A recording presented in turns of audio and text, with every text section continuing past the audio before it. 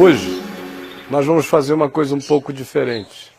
Eu fui convidado para fazer uma fala, na qual eu não vou poder participar, porque ela cairá exatamente no dia do casamento da minha filhinha caçula. E meu privilégio maior é estar com a minha filha e fazer o casamento dela, e eu não irei. Mas é um evento importante no Rio, que discute hoje a necessidade de que haja uma nova reforma na igreja, porque tem muita gente boa de Deus que não aguenta mais. Você fica pensando que sou eu aqui falando sozinho? Eu posso até ter começado falando sozinho. E há anos que, de certa forma, eu falo só, grito só, me exponho solitariamente, apanho solitariamente, sou julgado solitariamente. Mas minha consciência está cativa do Evangelho. Eu sei o que eu falo, eu não estou de brincadeira. Eu sei que o que eu digo é o Evangelho. Pelo que eu digo, eu estou disposto a viver. Faz 40 anos que eu vivo assim. Estou disposto a morrer, sem barganha alguma a fazer com ninguém, muito menos com a religião, muito menos com o cristianismo ou com qualquer coisa. Meu compromisso com Jesus não abre espaço para negociações. Agora, no entanto, pela misericórdia de Deus, parece que alguns milhares começam a abrir os olhos. E na Catedral Presbiteriana do Rio, no fim de semana que vem, haverá um encontro de pessoas que estão aceitando essa convocação. Você pode ir se você desejar, ou entre no meu site, você fica sabendo o lugar e o endereço e as datas. E lá estarão reunidos para conversar sobre essa necessidade de uma nova reforma. Eu não creio em reformas. Reformas dão formas às formas que existem, novas formas. E essa forma de cristianismo que está aí foi uma invenção do imperador Constantino, há 1700 anos atrás, que não tem nada a ver com Jesus nem com o Novo Testamento. É uma construção humana. Reformar isso aí, para quê? Para que reformar aquilo que Jesus nem reconhece como tendo relação com ele? Você vai assistir, portanto, na sequência, essa minha fala que eu estou enviando para esta reunião de amigos queridos, dando a minha opinião e convidando-os para algo mais radical do que uma reforma, para um processo de entrega, de conversão, de regeneração, de refazimento de todos os conteúdos dentro de nós, de fato ver se nós temos alguma coisa a ver com o Espírito de Jesus. A questão é mais séria, é saber se aquele a quem nós mencionamos como Jesus, esse nome que evangélico usa assim de maneira babante o dia inteiro, sem significado, se esse Jesus dos evangélicos tem alguma coisa a ver com o Jesus dos evangelhos.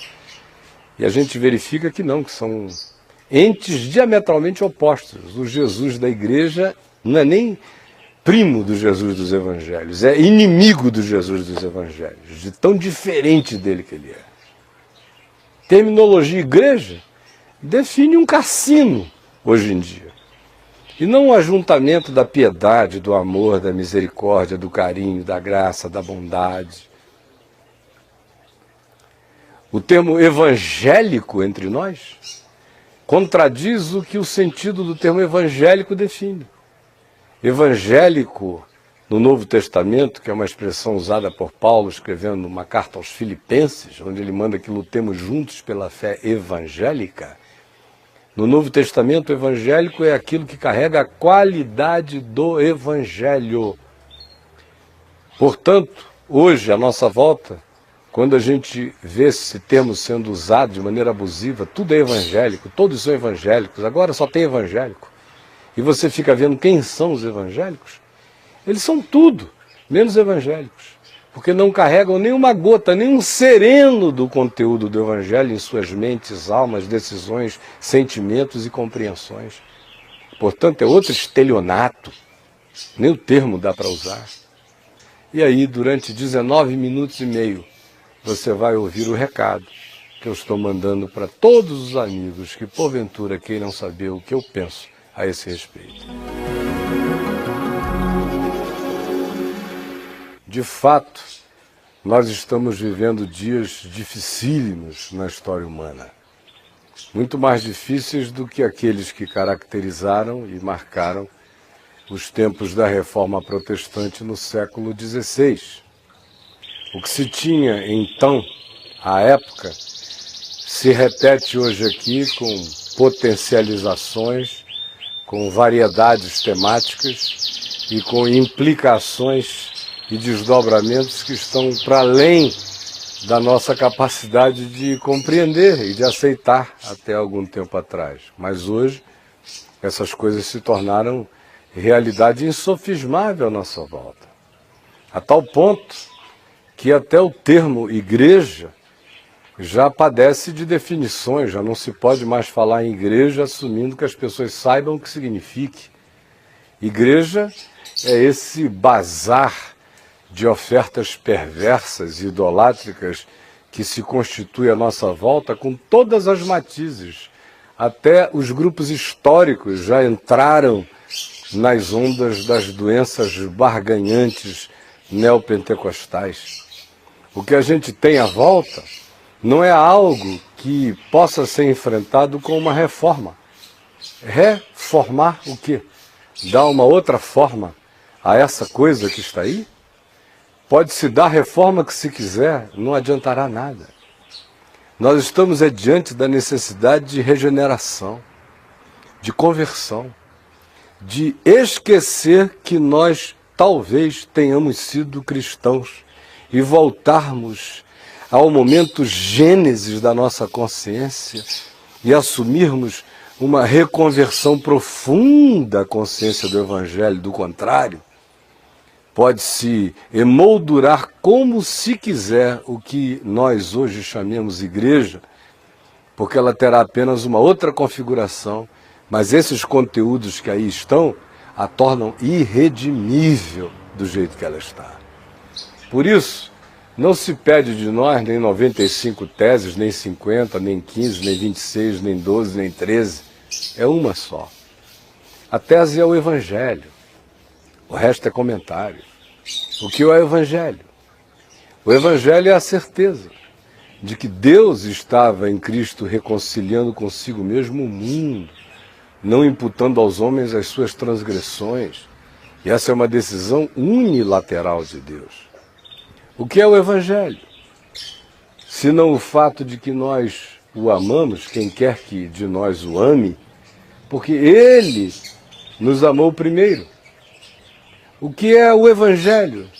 Senão a certeza de que não há barganhas a fazer com Deus, de que está tudo consumado e pago, que o grito definitivo do Tetelestai, está pago, de Jesus na cruz, cancelou todas as coisas, todas as culpas. O que é o Evangelho? Senão a certeza de que o escrito de dívidas da lei de Moisés, lei moral, cerimonial, de qualquer outra natureza, foi cancelado inteiramente, encravado na cruz. E com esse ato de Jesus, ele esvaziava os principados e as potestades do seu poder, triunfando sobre eles na cruz. O que é o Evangelho? Senão o fato real de que todo aquele que crê em Jesus, por meio de Jesus, alcança graça em plenitude absoluta, total. Graça que me justifica, que me salva, graça que me santifica, graça que me unge, graça que não só me torna aceitável diante de Deus sem barganhas a fazer, mas graça que também me capacita, me fortalece, me condiciona na justiça, me educando na verdade, para que eu ande conforme o Evangelho. O que é o Evangelho? Senão a maravilhosa notícia de que está tudo feito, porque se Deus não tivesse feito em meu lugar, não haveria nada que eu pudesse fazer que realizasse qualquer coisa em meu favor.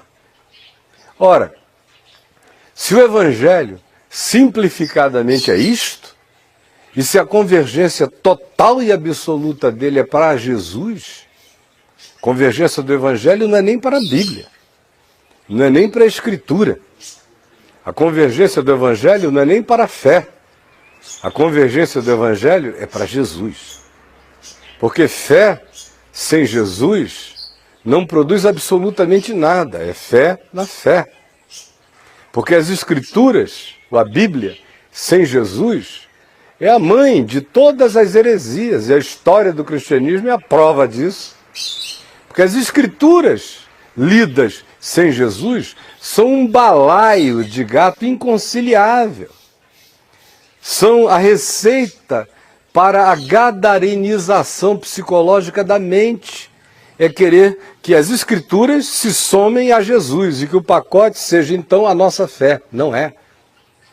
A partir de Jesus, e a gente fica sabendo de Jesus pelos Evangelhos, e a gente pelos Evangelhos fica sabendo que Jesus é o cumprimento das profecias, e aí pelos Evangelhos e pelo cumprimento das profecias, a gente fica também sabendo que o próprio Jesus expôs aos seus discípulos o que a seu respeito constava em todas as Escrituras.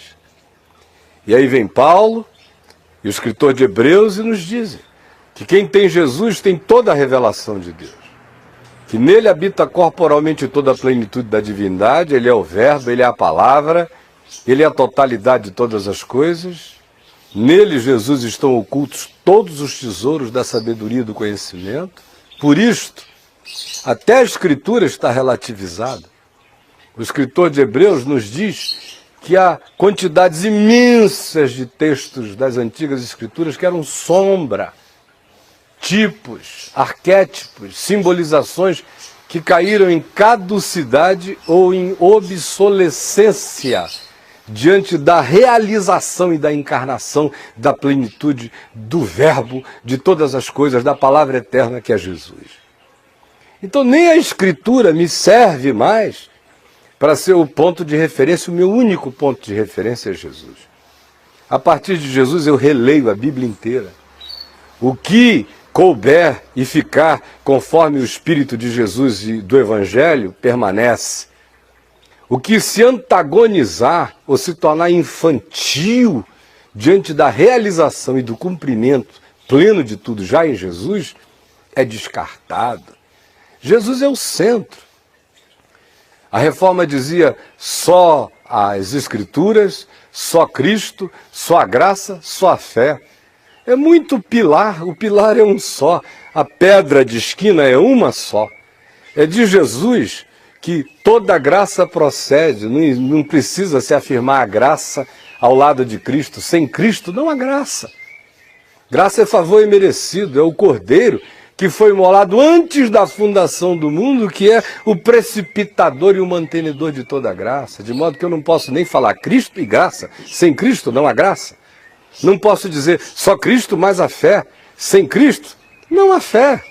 Não posso dizer só Cristo mais a Escritura.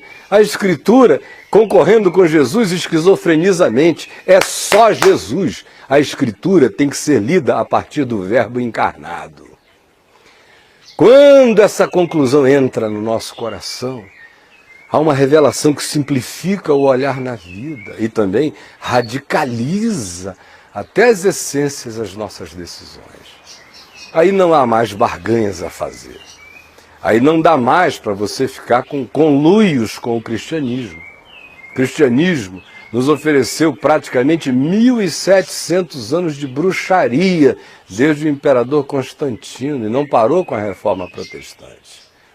A gente não pode ficar nem com o lado protestante do cristianismo, que nada mais é do que uma versão grega, polida, de um catolicismo que fez literalmente dieta. Dieta de santos de gesso, de barro, disso e daquilo, mas que por seu turno dogmatizou a sua própria eclesiologia. Trouxe para dentro pacotes e mais pacotes de doutrinas humanas que aguaram o evangelho, que criaram absolutos que relativizam a verdade insofismável da palavra. Por isso, o próprio protestantismo está sob juízo. E esse movimento que a gente chama de evangélico, que é essa coisa, essa hidra, essa besta de muitas cabeças, tem tudo, menos o evangelho. É uma logorreia do nome de Jesus que baba como gonococo o nome de Jesus, mas não é evangelho. O que se anuncia é o anti-evangelho. O que se anuncia hoje dentro das igrejas é pura macumba. O Deus que está instaurado é Mamon. O altar é aquele ao qual a gente só se ajoelha com expectativa de receber alguma coisa diante de Deus, se puser grana, se participar das campanhas, todas elas baseadas na obsolescência, no Velho Testamento. Aí tem que ser baseado em Gideão, em Sansão, em Jefité, nos juízes, na pancadaria, na maldição, porque no espírito do Novo Testamento, eles sabem que não dá para sobreviver com isso que eles chamam igreja. É por isso, meus amigos, que na parte que me diz respeito, com companhia ou sem companhia, essa é a minha trajetória, que não está começando agora. Desde 94 que eu orava e pedia a Deus que me livrasse do meio evangélico, que para mim já se me tornara insuportável, não convivível. Daí eu ter reduzido minhas amizades a tão pouca gente, entre elas o meu querido amigo Guilhermino, que aí está. No mais, não dava. Se não dava em 94, para mim, quando eu ainda era presidente da Associação Evangélica Brasileira, quando eu ainda mantinha os ecos de uma esperança que falia dentro de mim, quanto mais hoje. Estou definitivamente rompido com isso para poder estar definitivamente casado com o Evangelho. Não há barganhas a fazer com a igreja evangélica, nem com o movimento neopentecostal. Não há barganhas a fazer com o puritanismo presbiteriano, que também nega a graça e se apresenta com carteira de identidade de boa conduta e de purismo interior hipócrita. Não há barganhas a fazer com o cristianismo, com a sua hipervalorização ideológica, política, com o seu culto aos bens, ao poder, ao status. Não há barganhas a fazer com aqueles que ficam em cima do muro, anunciando politicamente, de modo politicamente correto, o evangelho desses púlpitos de oráculos magificados pela superstição e pela paganidade da nossa religião de infantes perdidos. Não dá. Para mim não dá mais. Quem quiser e achar e julgar e crer que esse caminho é um caminho puro e simples do evangelho, eu sou irmão de todo aquele que andar nessa vereda.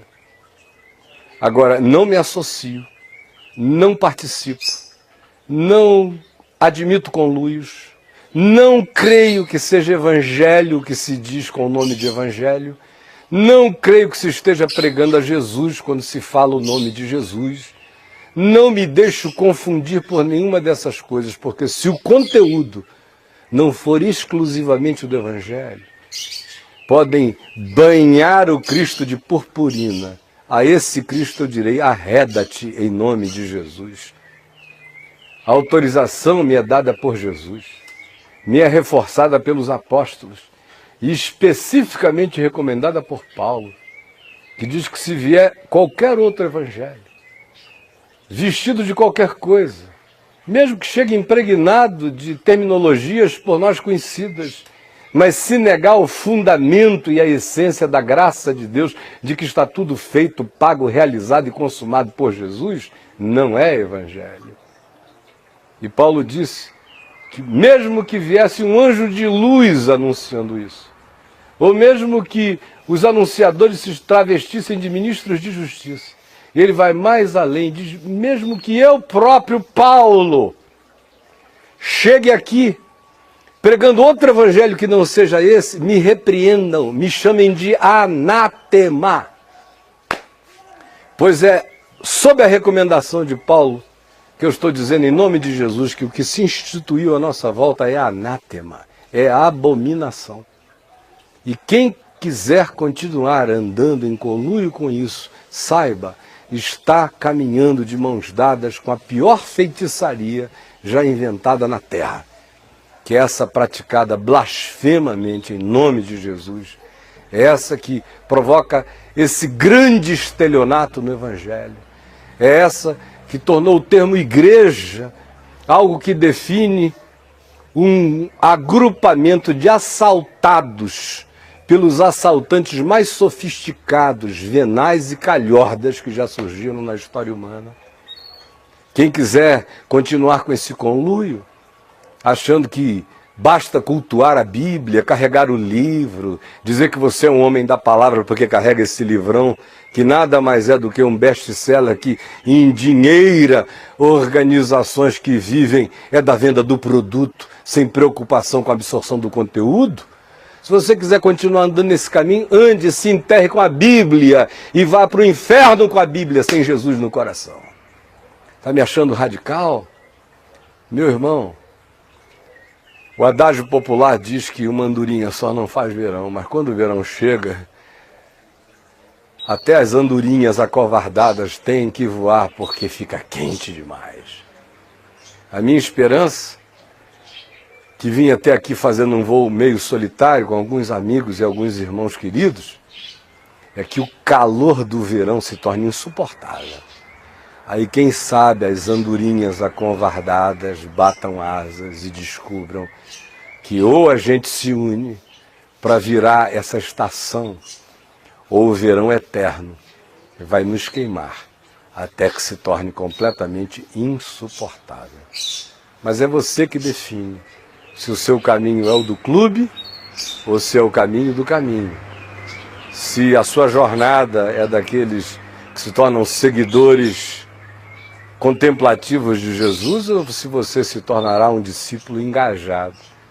Se você é daqueles que vão preferir lamber e beijar afetivamente o engano da religião, ou se você vai cuspir essa maldade e vai comer pão da vida e vai aceitar apenas se alimentar daquilo que seja pura e simplesmente Jesus. Porque o que não seja Jesus provoca indigestão eterna no coração. É só isso que eu tenho a dizer. O mais é decisão de quem quer que seja grande e não esteja mais disposto a ficar brincando no presépio do cristianismo, se enganando, enquanto diz que sonha todo dia com uma grande mudança ou reforma na igreja. Reforma de igreja só acontece em templo, em pedra. Ninguém põe remendo de pano novo em veste velha, disse Jesus. O vinho novo a gente não põe num odre velho. Momentos novos, catarses definitivas, demandam conteúdos e formas que se adequem ao tempo, à hora e ao momento. De modo que não vai dar nem para aproveitar alguma coisa. A nossa viagem vai ter que ser muito mais radical se alguém quiser fazê-la. A gente tem que voltar para a simplicidade do caminho, para as jornadas do Evangelho, para aquelas práticas sem interpretações teológicas, para a simplicidade que prescinde dos hermeneutas e dos exegetas, porque o Verbo se fez carne. E agora encarnado, o Verbo se explica. Jesus é o hermeneuta, Jesus é o exegeta. Aquilo que eu não entendo no que ele diz, eu compreendo pelo seu modo de agir, porque ele não era esquizofrênico. Tudo que ele disse, ele encarnou. Eu não preciso procurar o melhor professor de grego ou de hebraico para entender o espírito do Evangelho. Vendo os movimentos de Jesus tocando a vida humana, o Evangelho se auto-ilumina para quem quer que queira. Sempre foi assim. Não se pode permitir que isso se torne diferente. Nem para os presunçosos que acham que o Evangelho cabe na academia dos seus pensamentos iluminados por luz negra, e nem no outro polo dessa mesma situação, que é a arrogância carismática neopentecostal e macumbada, bruxificada e perversa, que transforma a fé em Jesus nesse cristianismo de feiticeiros. Já falei mais do que devia. As conclusões são suas. E que Deus nos abençoe. Bye.